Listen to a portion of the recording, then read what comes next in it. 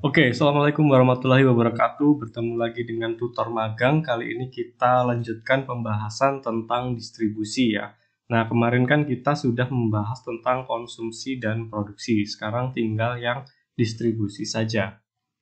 Lanjut, distribusi. Pengertiannya adalah kegiatan menyalurkan barang atau jasa dari produsen ke konsumen. Nah, pokoknya menyalurkan barang atau jasa dari produsen ke konsumen itu disebut sebagai distribusi. Misalnya kalian punya produk apapun itu, misalnya kalian punya produk donat, misalnya donat.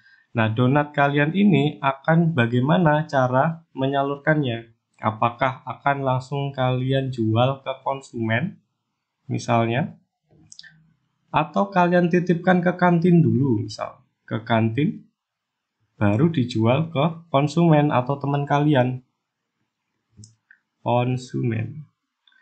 Nah, seperti ini namanya distribusi. Jadi nanti akan kita bahas bagaimana saluran distribusi barang ataupun jasa. Oke, lanjut. Faktor yang mempengaruhi distribusi. Yang pertama adalah pasar. Pasar di sini dibedakan menjadi 3 bagian. Yang pertama adalah jumlah konsumennya. Biasanya jika jumlah konsumennya itu naik, maka distribusinya juga akan besar ataupun cepat. Ini berbanding lurus ya. Kemudian letak geografis konsumen. Semakin mudah letak geografis konsumen, maksudnya itu jalannya gampang di daerah perkotaan, maka distribusinya juga akan semakin cepat. Beda lagi misalnya daerah konsumen itu adalah di gunung yang jalannya susah. Nah, itu juga distribusinya akan lambat gitu. Yang ketiga adalah kebiasaan. Oke, apakah konsumen itu kebiasaannya mengkonsumsi barang itu cepat atau tidak? Semakin cepat kebiasaan konsumen, juga distribusinya akan semakin cepat untuk memenuhi kebutuhan konsumen tersebut. Oke, yang kedua adalah barang, nilai unit barang. Semakin besar nilai unit barangnya, distribusinya juga akan semakin cepat dan tentunya diperketat gitu. Kemudian yang kedua, standar barang dan pengemasan. Semakin barang standarnya itu sulit untuk standar barangnya dan pengemasannya juga akan semakin lama. Begitu juga sebaliknya. Yang ketiga adalah perusahaan, sumber dana. Oke, misalnya perusahaan sumber dananya adalah gede, maka distribusinya juga akan semakin cepat. Yang kedua, kemampuan manajemen. Semakin manajemennya bagus, juga akan semakin cepat distribusinya. Yang keempat, kebiasaan dalam pembelian, volume penjual dan ongkos penyaluran barang. Semakin gede volumenya juga akan semakin cepat. Nah, ongkos penyaluran barang, semakin gede ongkos biasanya malah semakin lama distribusinya ya. Nah, kalian mungkin bisa menyebutkan perusahaan apa saja yang bergerak di bidang distribusi. Yang paling gampang kan contohnya itu adalah ya kalian beli di Shopee, biasanya kan ada ongkirnya, ya kan, ongkir dikirim oleh siapa kurirnya. Nah, itu biasanya kita pakai JNE kah atau JNT dan sebagainya, masih banyak lagi. Nah, ini termasuk perusahaan distributor. Banyak lagi sebenarnya ya, tapi akan kita bahas nanti setelah ini. Lanjut dulu. Oke, kita belajar tentang saluran distribusi. Oke, saluran distribusi yang pertama adalah saluran distribusi langsung. Maksud dari saluran distribusi langsung berarti dari produsen yang si pembuat barangnya langsung dikirimkan ke konsumen. Nah, misalnya saya tadi kan mencontohkan, misalnya saya bikin donat, kemudian saya langsung jual ke konsumen, misalnya di pinggir jalan gitu. Saya jual di pinggir jalan. Nah, ini namanya distribusi langsung, atau yang paling simpelnya adalah tukang bakso keliling.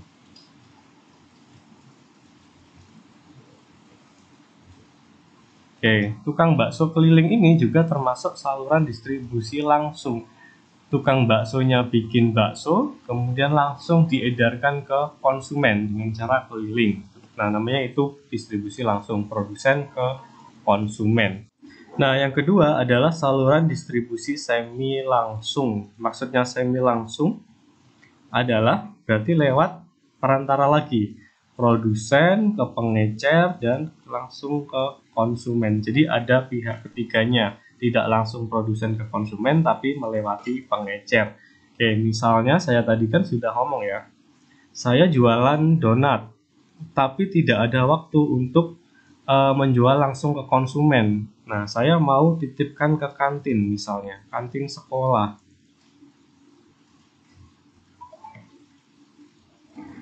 Kemudian, baru dari kantin sekolah ini akan dijual ke siswa atau konsumennya. Nah, saluran distribusi seperti ini namanya adalah semi langsung karena masih melalui pihak kantin sekolah atau pengecernya, gitu ya. Lanjut, yang terakhir adalah saluran distribusi tidak langsung. Maksudnya adalah saluran distribusi dari produsen ke pedagang besar, ke pengecer, kemudian ke konsumen. Jadi sangat panjang untuk perjalanan barangnya sampai ke tangan konsumen. Nah, misalnya adalah kalian mungkin pernah makan Indomie kan? Nah, Indomie itu yang bikin kan adalah PT Indofood. Oke, dari PT Indofood mungkin akan ke pedagang besar dulu, dijual ke pedagang besar. Contohnya misalnya apa ya, Indomarko, atau biasanya kalau mungkin kalian pernah lihat Lotte Mart bisa. Kemudian akan dijual lagi ke pengecer, misalnya adalah toko kelontong atau retail, baru ke konsumen.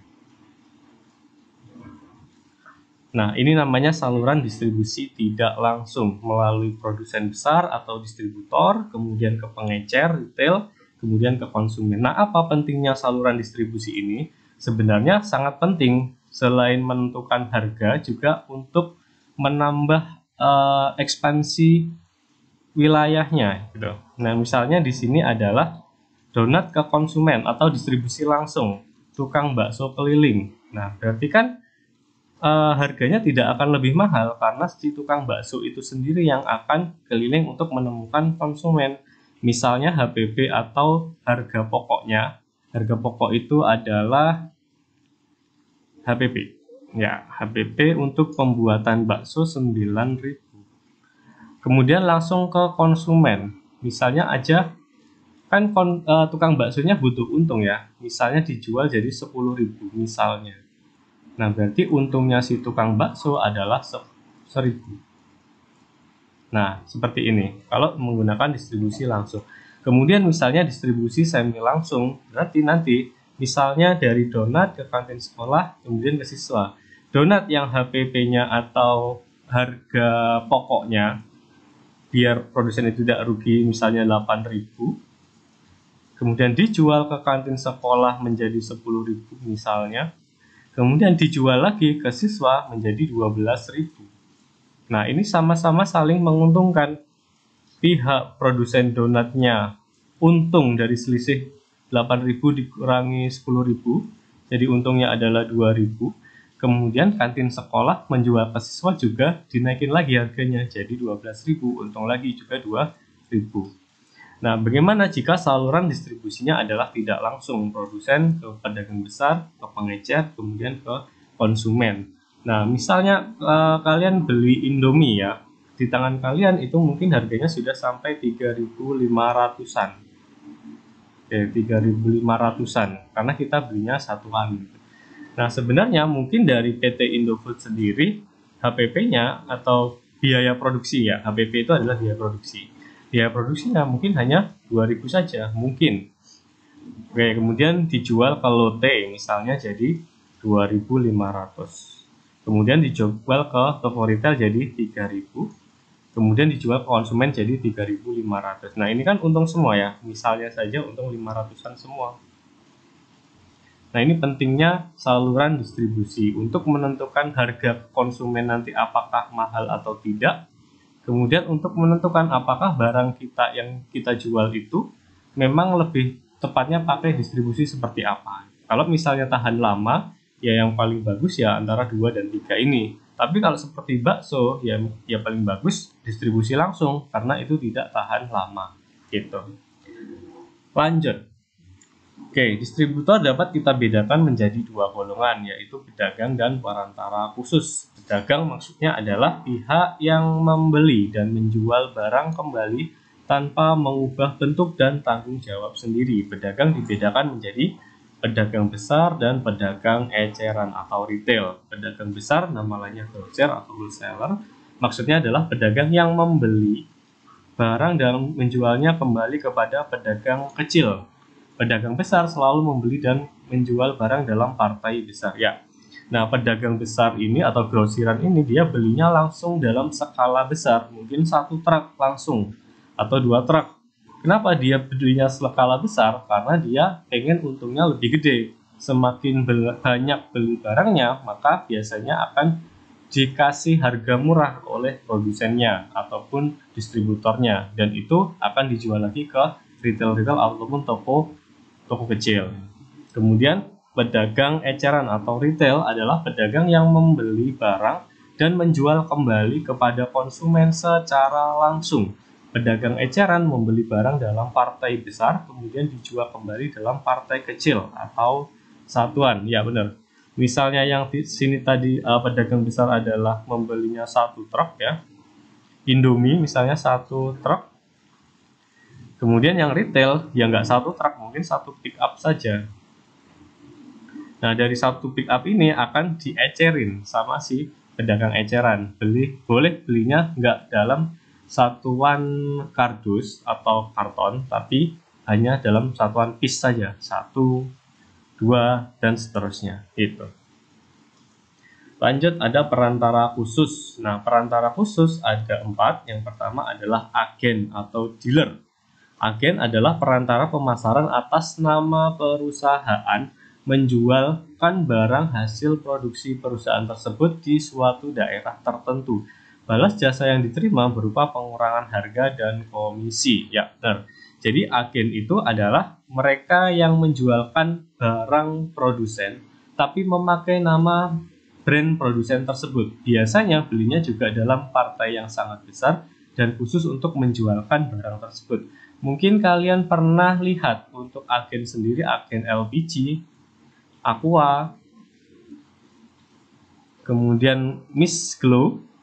Nah, itu kan biasanya ada ya tulisan MS Glow.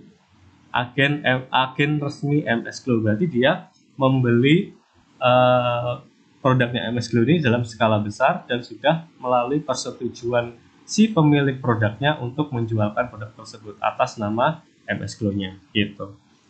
Balas jasanya adalah pengurangan harga karena belinya gede dalam partai besar, biasanya harganya akan turun. Kemudian dijual lagi ke konsumen dengan harga yang lebih tinggi tentunya dan komisi. Misalnya mencapai target atau seterusnya akan dikasih komisi, baik biasanya berupa uang, produk, ataupun emas. Yang kedua adalah broker atau biasa disebut sebagai makelar. Broker atau makelar adalah perantara pemasaran yang kegiatannya mempertemukan penjual dan pembeli untuk melaksanakan kontrak atau transaksi jual beli. Balas jasa yang diterima adalah provisi ya.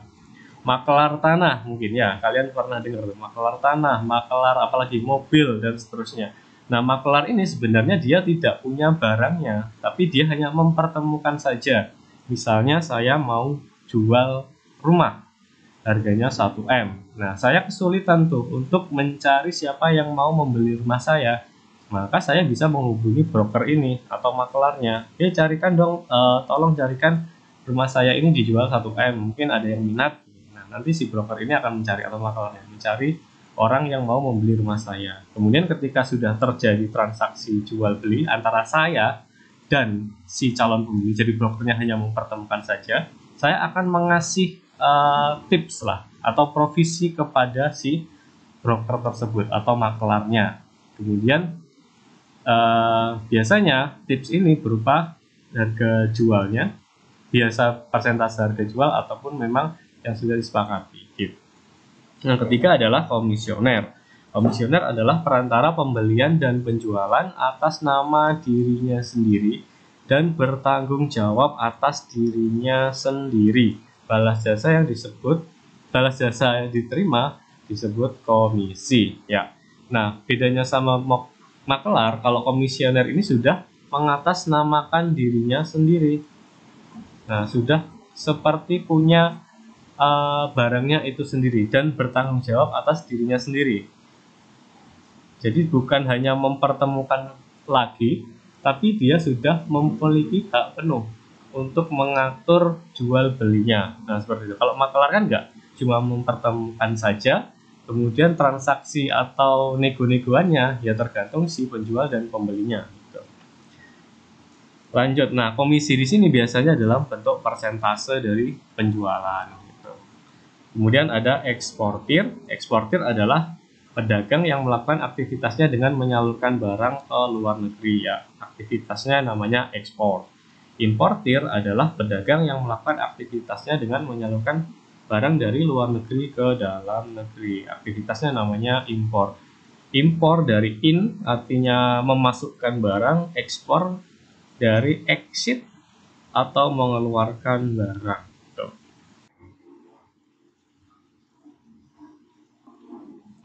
Oke, nah ini adalah contoh soalnya. Misalnya Widya adalah seorang ibu rumah tangga. Widya seorang ibu rumah tangga yang memiliki hobi membuat kue.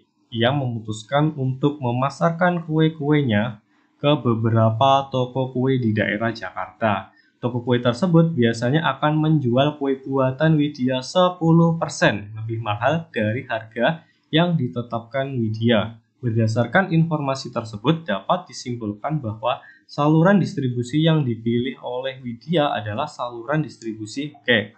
Nah, ini gampang kan? Dari Widya, tokonya Widya, bakerynya, kemudian dijual ke toko kue, kemudian baru ke konsumen. Nah, ini ada satu perantara saja. Jadi, yang paling tepat adalah saluran distribusi semi langsung. Oke, gampang kan? Oke, kalau misalnya kalian ada pertanyaan apapun itu terkait ekonomi, soal-soal ekonomi yang belum terjawab, kalian bisa banget untuk menulisnya di kolom komentar. Kemudian akan aku jawab ya secepat-cepatnya. Sekian saya akhiri untuk pembelajaran hari ini. Kemudian kita lanjutkan lagi ke video selanjutnya untuk circular flow diagram. Tetap semangat dan sukses terus. Assalamualaikum warahmatullahi wabarakatuh.